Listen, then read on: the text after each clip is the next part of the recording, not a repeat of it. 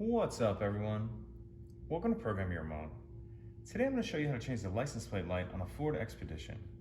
This is a 2020 Expedition here, but it will be the same on a few different years. So there's two license plate lights, one above either side of the license plate. It's going to be the same to change either one. So what you want to do is if you look on the right-hand side of the lens for the license plate light, we're going to see this little notch. If you get a flathead screwdriver up in there, there's a little clip you got to press down, and then that'll allow that to come down.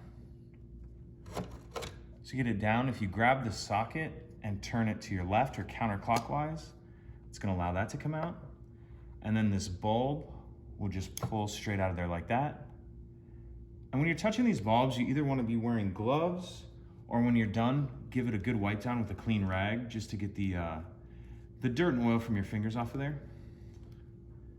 All right, so once you have your new one in there, put it back in the lens, turn it to the right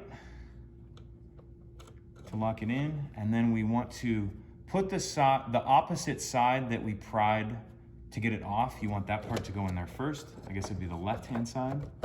So get the left-hand side started, and then the right side will just push up like that. Pretty simple.